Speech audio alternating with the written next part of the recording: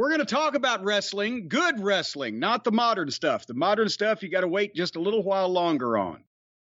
But this time, I don't want to give Scott Teal the credit for authorship of this book. Tim Dills, another friend of ours who's a longtime Tennessee wrestling fan, has written the basis of the book. Scott Teal has used his formatting skills and extensive research and photo collection, and they've collaborated on this thing.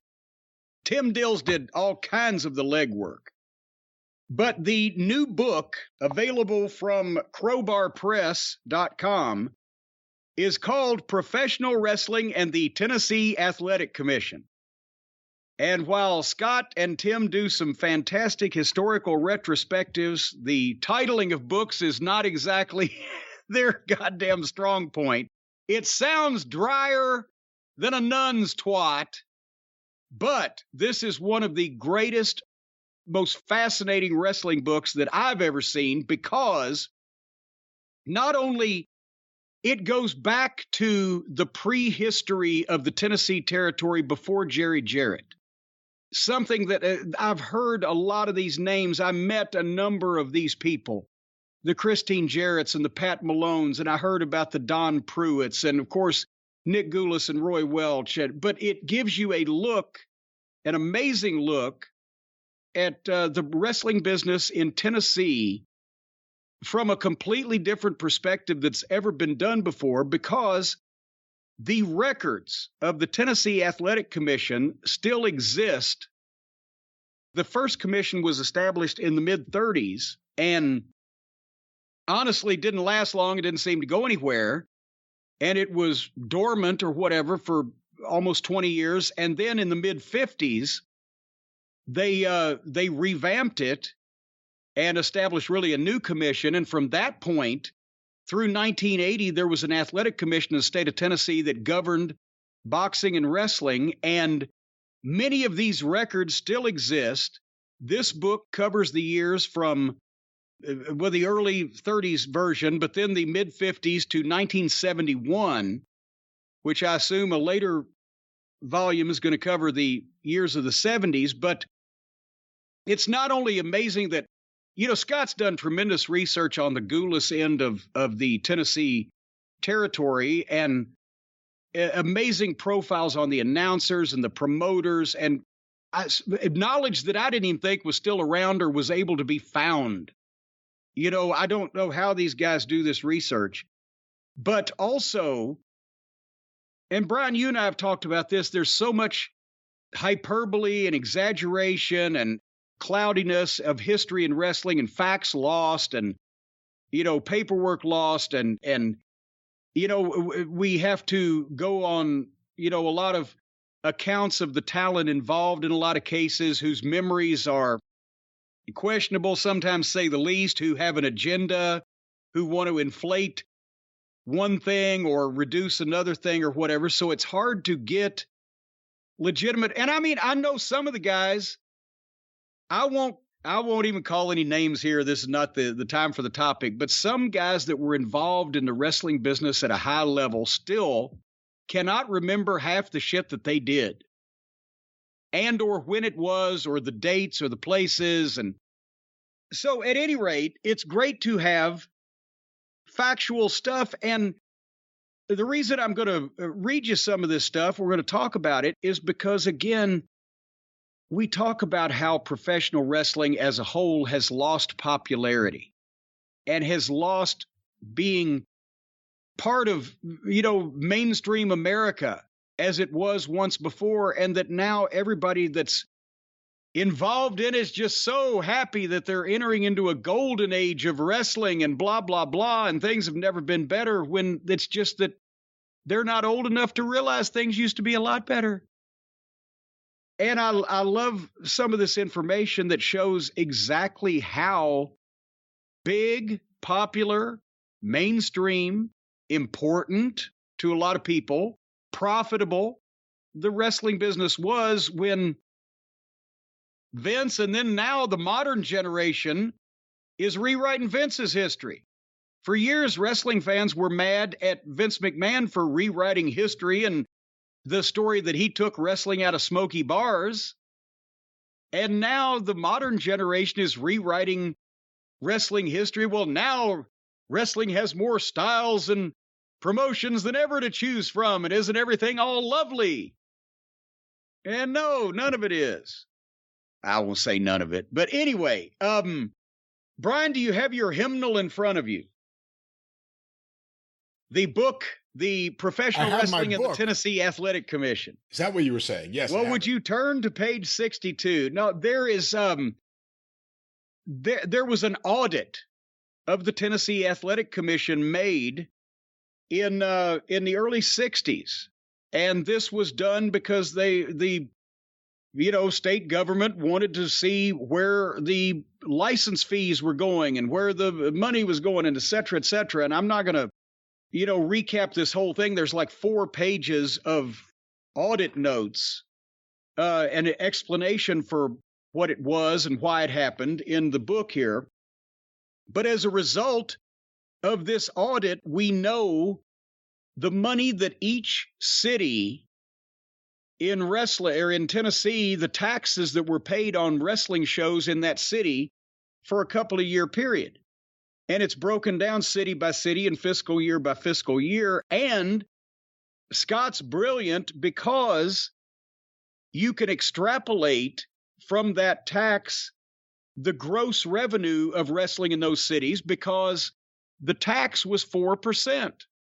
So if you times the tax by 25, you get the supposedly, as we'll talk about, the gross revenue for wrestling in that city for that particular fiscal year. And some of them were quite surprising, to say the least, although on closer examination, Brian, I think that the promoters back in the 50s were still getting away with something.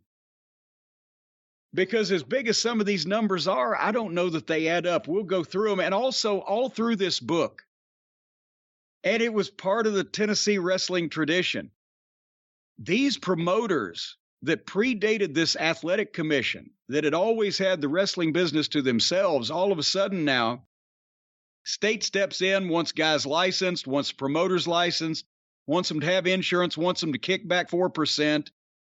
Well, in a lot of cases, the promoters would get in with a commissioner and use the commission to their advantage, which Nick and Roy Welch did a ton of times, keeping outlaw promoters out and et cetera. But at the same time, they always wanted to avoid paying the taxes. And if you didn't have an inspector in every single town for every single show, which was happening multiple times every night of the week in the state of Tennessee, then it was left up to the promoters to send in the taxes.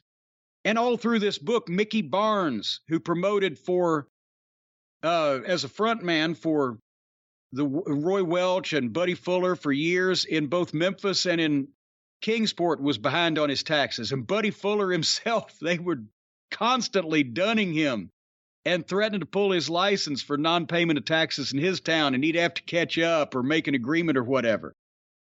But this was, it was a battle that they tried to use the commission when they could, and then they tried to avoid them paying them anything whenever it was possible. But the gates for the fiscal years, that's July through June of 1958 and 1959, for the cities in Tennessee, I just wanted to read a few of them. And Brian, you know that 1958 through 1959 was the period of time in Memphis where they had just gotten television. And also they had just gotten, Nick and Roy had taken the city of Memphis into their territory from the previous promoter, Les Wolf, who was getting his talent from the Tulsa operation of Sam Avey. And they'd finally brought Memphis into the fold with the rest of the state of Tennessee. So for 1958 through 1959, based on the amount of tax that was paid by the promoters to the State Athletic Commission, we can assume that pro wrestling in Memphis grossed $66,618. Now that sounds like a lot of money, doesn't it, Brian? For those days. For those days, for the time. Let's make the point that in 1959, $1 in 1959 is worth $10 and change today. So times everything times 10 to get a current picture. That means that in modern money, Memphis grossed $660,000 in 2022. But when you think there were 52 shows they ran every week, and business was never so bad that they only drew 1,000 people a week, and tickets were an average of $2, maybe $1.50, $1.75 in those. Because remember, the ringside in Tennessee towns around this time was probably $2, $1.50 in some smaller cities. General admission was $1, $1.50. They had kids' tickets for 50 cents. And of course, in Memphis, they had the colored section, as they called it. Tickets were 75 cents, but still, that looks like a low number. But then you go to the next year. Remember, summer of 1959, Sputnik Monroe had come in. The feud with Billy Wicks. There were 2 ballpark shows in the month of August that sold, between the 2 of them, over 25,000 tickets. The gross for Memphis for the next fiscal year becomes $245,127. So now, all of a sudden, in today's money, that's $2.5 million, and it still looks low because we've got basically documentation through photographs and newspaper accounts that those Sputnik Monroe and Billy Wicks ballpark shows, 2 of them, sold 25,000 tickets. And this book mentions later on, or earlier on, that Sputnik was told that the gate for his big match at Russwood Park with the blow-off match was $34,000, which, by the way, would be $340,000 today. So I think that they were still skimming money. And I'll tell you this because of other facts that I've got and figures, but I think they were still skimming money from the commission in those days, even when they were reporting it and even when they were paying it. So point is, for the fiscal year of 1959 and 1960, the Gulas Welch wrestling empire in Tennessee, whether it be Chattanooga, Bristol, Clarksville, Dyersburg, Jackson, Kingsport, Knoxville, Memphis, Nashville, Paris, Savannah, Union City spot shows, they paid over $27,000 in taxes, and that's 4% of the gates, which meant the gates were $655,243.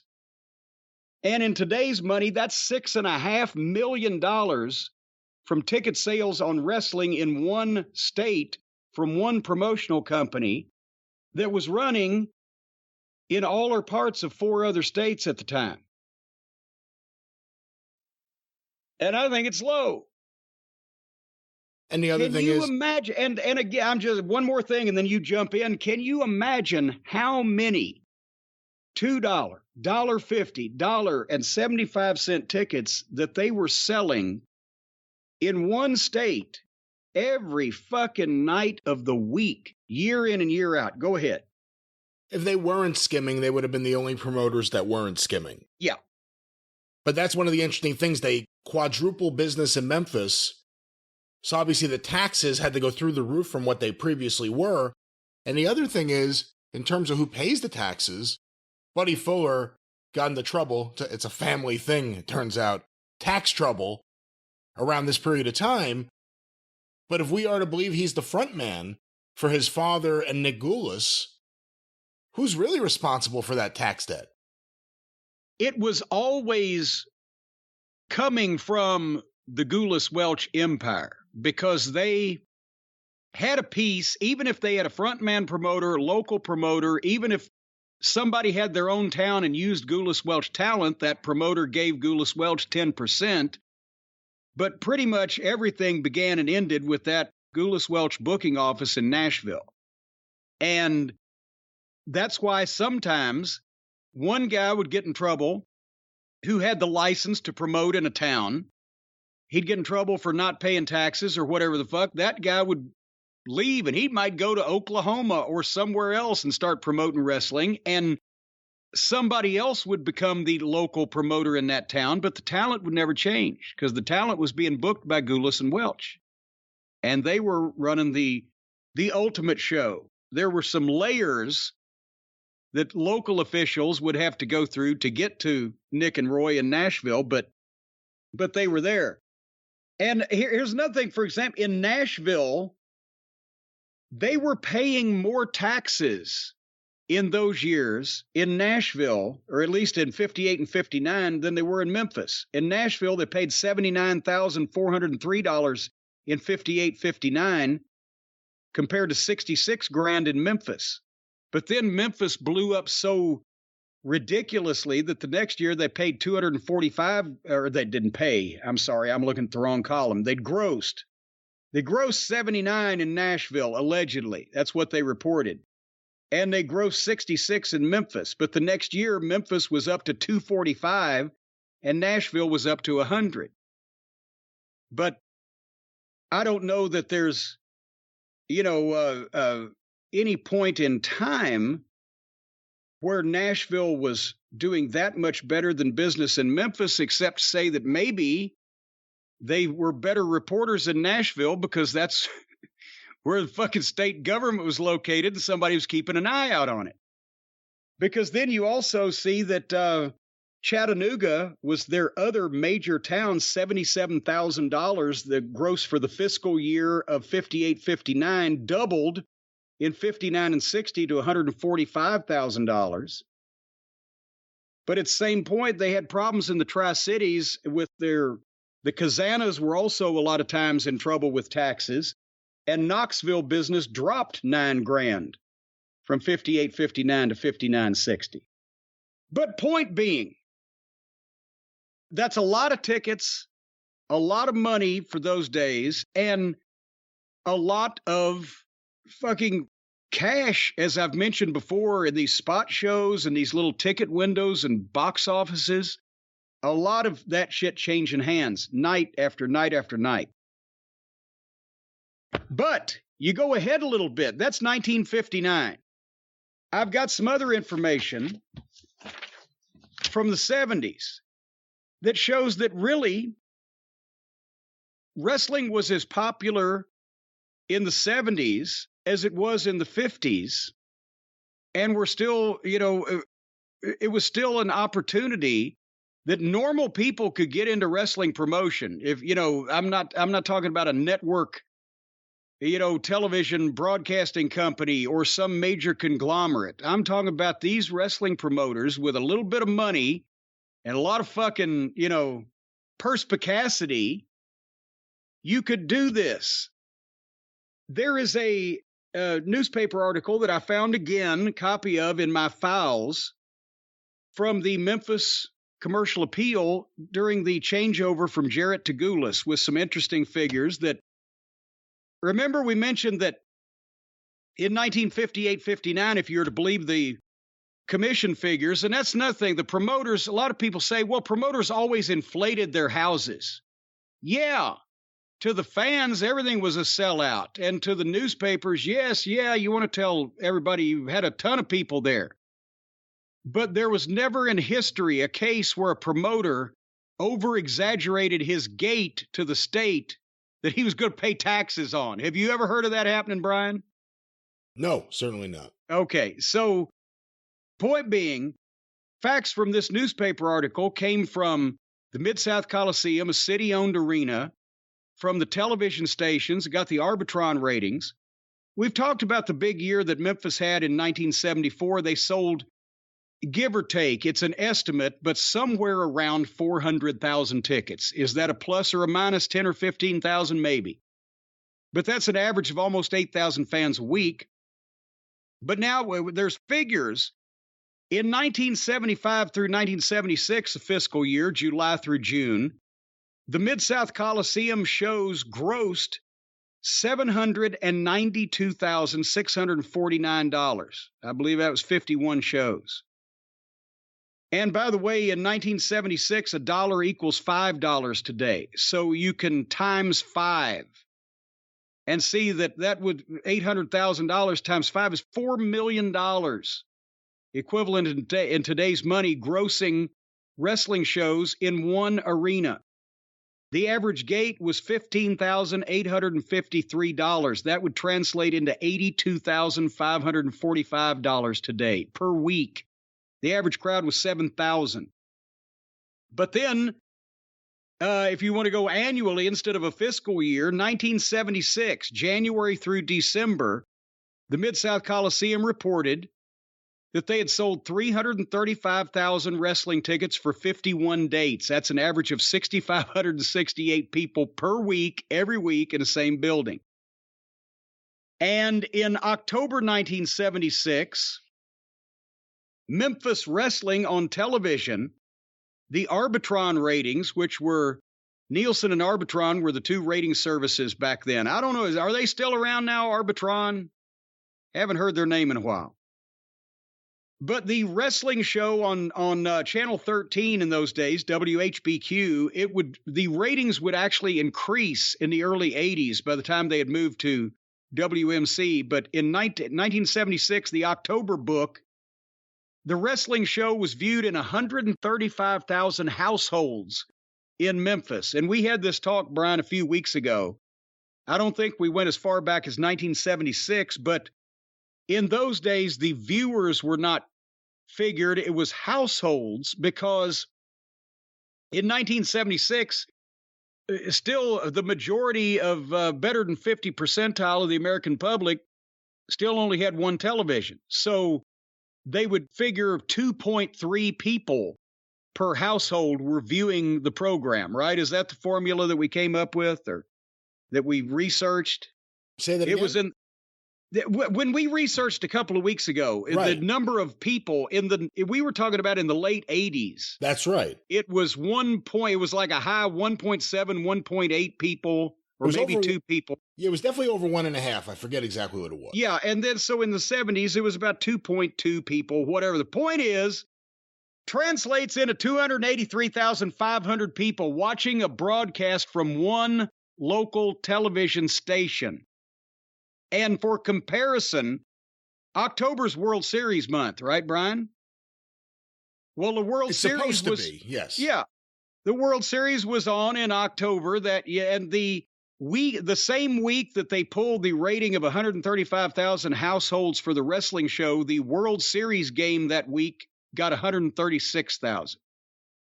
It was the only television program in Memphis that week that did a higher number than the wrestling show. For comparison also, Sanford and Son, which in 1976 was still top 10 on NBC, did 129,000. So, and the population of Shelby County, Tennessee in 1970, and I know that there's suburbs of Memphis across the river in Arkansas, but Shelby County, Tennessee comprises all of the city of Memphis and all of the suburbs in the state of Tennessee. And the population in 1970 was 720,000 people. That means that the wrestling promotion in Memphis was not only selling half of the population of the city's amount in wrestling tickets every year, but nearly half of the population of the town was watching the television show every Saturday morning. And then if you move up the road to Louisville, I'll say one more thing, because I just try to deal in stuff, as I mentioned. A lot of people's memories are shady and a lot of people extrapolated and didn't have proper information, but going on facts and figures or eyewitness testimony, I saw this and or just had another catch-up call with my old friend Norman Weasel Dooley, who was going to the Gardens before I even was and saw those crowds in person. And we've talked about how Jarrett got hot with Louisville, and really the first few years after he opened up, 71, 72, 73, 74 were big. And the crowds were in the gardens every week were considerably bigger, noticeably bigger than they would get later on in the 70s, even though the talent and everything was good and even got better. Because remember, Louisville got the bump for having been dark for 5 years. There was no wrestling. And suddenly when people found it, it caught on again. There was an initial rush. I remember there were 3 or 4 sellouts in 1974, clean sellouts. The first Andre the Giant appearance, Lawler and Briscoe for the world title, blah, blah, blah. But you figure in a 6,000 seat building, they were averaging, and we have documentation also, and the closer I got to the business, by the late 70s, they were averaging 3,000 to 3,500 people a week. So in the early 70s, the average was more like 4 to 4,500 at best, and many bigger than that.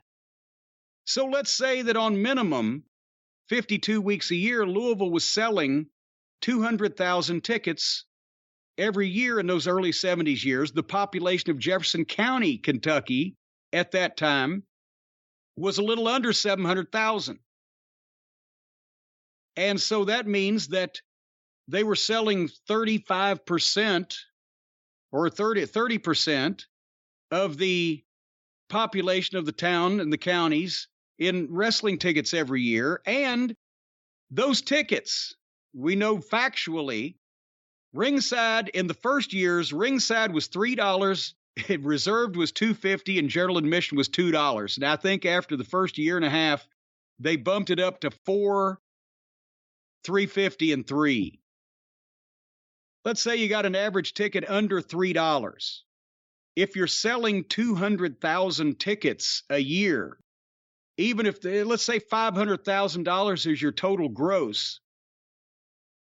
In 1973, 500 grand equals $3,336,441 this year. And these were cards most of the time with 3 or 4 matches. So again, between the TV ratings and the live event attendance and the repeat business, and this is one company that ran 2 towns amongst their many other fucking holdings. Is somebody, and then I'll tell you one more thing. This is not anecdotal either. This is my documented experience. By the early 80s, 81, 82, when I got in the business and then became privy to the exact gates that were drawn, Memphis never did below 15 grand. I was on one $12,000 house, and it was one of the worst in memory. It was the Sunday afternoon on January 2nd with no Lawler on the card, the week after a sellout. You do the math. And I was on the biggest one I was ever on was $46,000. That was a sellout in 1983. But almost every week, the house in Memphis was $20,000 or a little more. 50 of those a year, that's $1 million. $1 million in 1982 equals over $3 million today. So again, from the 50s, 60s, 70s into the 80s, these towns were drawing the equivalent of millions of dollars every year, over and over.